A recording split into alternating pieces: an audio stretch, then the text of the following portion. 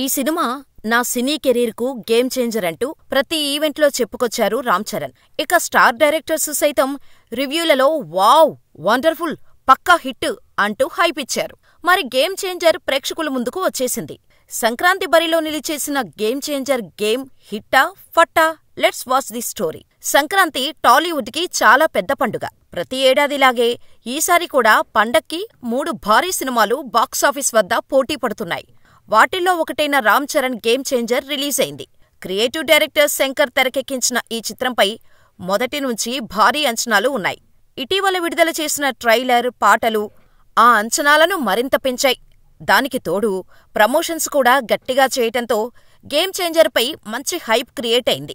ఇక కథ విషయానికి వస్తే, ఆంధ్రప్రదేశ్ ముఖ్యమంత్రి బొబ్బిలి సత్యమూర్తి అంటే శ్రీకాంత్ ఎన్నికలకు 1 సంవత్సరం ముందు పూర్తిగా మారిపోతాడు. రాష్ట్రంలో ఇకపై అవినీతి జరగొద్దని, నిజాయితీగా పనిచేయాలని మంత్రులు, ఎమ్మెల్యేలను ఆదేశిస్తాడు.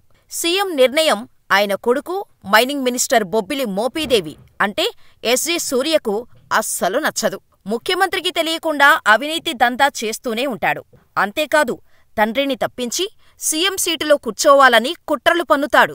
అదే టైంలో ఉత్తరప్రదేశ్లో ఐపీఎస్గా డ్యూటీ చేస్తూనే సివిల్స్ పరీక్ష మళ్లీ రాసి ఐఏఎస్గా సెలెక్ట్ అయిన రామ్నందన్ అంటే రామ్ చరణ్ వైజాగ్ కలెక్టర్గా వస్తాడు. వస్తూనే జిల్లాలో అవినీతి, దౌర్జన్యాలు మానేయాలని రౌడీలకు, వ్యాపారులకు వార్నింగ్ ఇస్తాడు. దీంతో కలెక్టర్కు, మంత్రి మోపీదేవికి మధ్య వార్ మొదలవుతుంది. సరిగ్గా అప్పుడే సీఎం సత్యమూర్తి చివరి కోరిక అంటూ ఓ భారీ ట్విస్ట్ ఇస్తాడు. అదేంటి? అసలు సీఎం సత్యమూర్తిలో మార్పుకు గల కారణమేంటి? అప్పన్న అంటే రామ్ చరణ్ ఎవరు? పార్వతి అంటే అంజలితో కలిసి ఆయన చేసిన పోరాటమేంటి? కలెక్టర్ రామ్కి అప్పన్నకు ఉన్న సంబంధమేంటి? సీఎం సీటు కోసం మోపీదేవి చేసిన కుట్రలను రామ్ ఎలా అడ్డుకున్నాడు? ఒక ఐఏఎస్ అధికారిగా తనకున్న పవర్స్ని ఉపయోగించి రాష్ట్ర రాజకీయాలను ఎలా మార్చాడు? దీపిక అంటే కియారా అద్వానీతో రామ్ ప్రేమాయణం ఎలా సాగింది అనేది తెరపైన చూసేయాల్సిందే. ఒకే ఒక్కడు శివాజీలో టచ్ చేసినట్టుగా వ్యవస్థ, ప్రక్షాళన చుట్టూ సాగే కథ ఇది. ఓ యంగ్ ఐఏఎస్ ఆఫీసర్కు, అలాగే పొలిటికల్ లీడర్కు మధ్య సాగే యుద్ధమిది. అక్కడక్కడా Shankar mark visuals, Appanna episode తప్ప కథనం పరంగా, ఎమోషన్స్ పరంగా ఈ చిత్రం పెద్దగా మనసుల్ని హత్తుకోదు. వాస్తవికతతో కూడిన సినిమాలను ఇష్టపడుతున్న జనరేషన్ ఇది. వాళ్లకు స్క్రీన్పై ఇప్పటివరకు చూడని ఓ కొత్త ప్రపంచాన్నైనా చూపించాలి. లేకుంటే వాస్తవానికి దగ్గరగా అనిపించే కథనైనా తెరకెక్కించాలి. అయితే గేమ్ చేంజర్ ఈ రెండిటికీ దూరంగా సాగింది. భారతీయుడు 2 రిలీజ్ తర్వాత శంకర్ మేకింగ్పై విపరీతమైన ట్రోల్స్ వచ్చాయి. బలమైన కథలు రాసుకోవటం లేదని విమర్శలు వచ్చాయి. ఆ ఎఫెక్ట్ గేమ్ చేంజర్పై కూడా పడింది.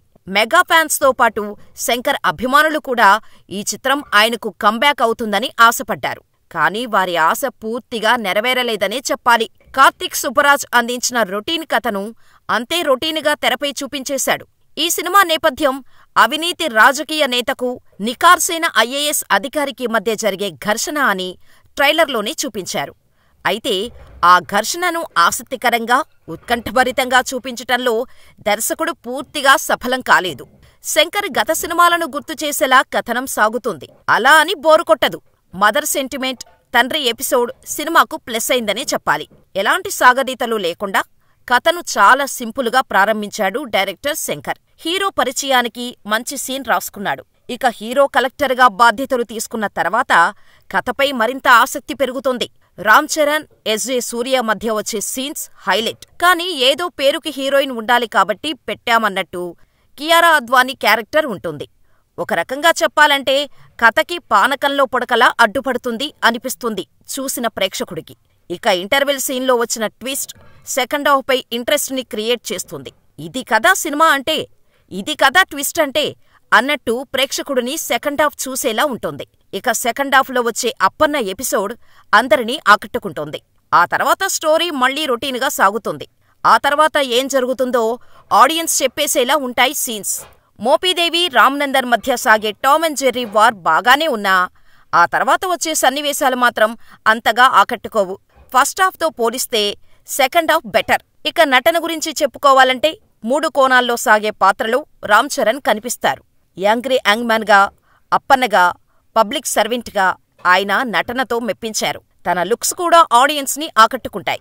ముఖ్యంగా అప్పన్న పాత్రలో ఆయన నటన మరింత ఇంప్రెసివ్గా అనిపిస్తోంది. అయితే కియారా అద్వానీ పాత్రకి ఈ సినిమాలో పెద్దగా ప్రాధాన్యం లేదు.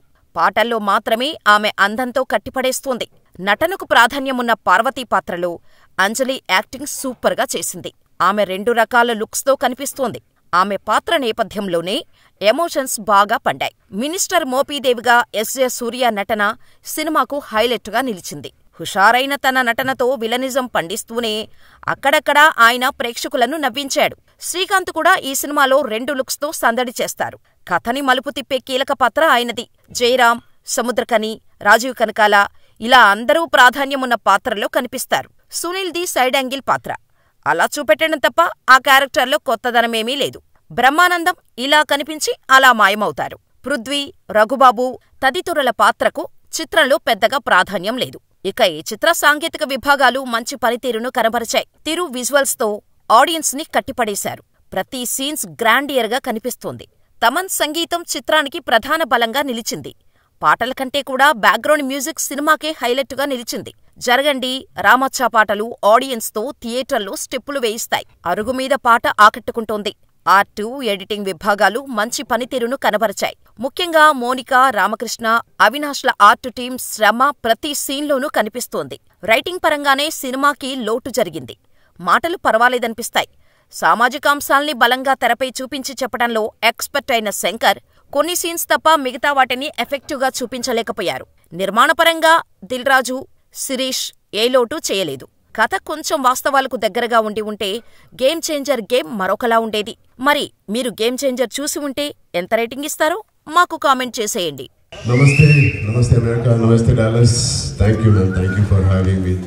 నిజంగా నాకు మాటలు రావట్లేదు. ఇంత బ్యూటిఫుల్ రిసెప్షన్. ఎక్కడో ఆంధ్రాలో, తెలంగాణలో ఉన్నామా లేకపోతే నిజంగా డాలస్లో వచ్చామా అని కూడా అర్థం కావట్లేదు.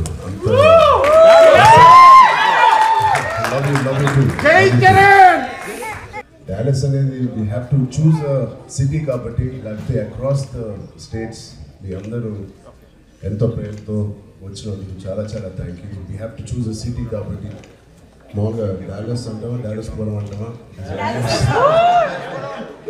So I can see how the enthusiasm and of cinema lovers and the purely overseas law, US law, you guys make and break any film and the talk that and it is so important. Good luck ga maaku ikkadi nunche modulu pettali promotions ani. So we need all your luck and blessings for Game Changer. So Rajgad Deklantu, I think we should save few words for tomorrow.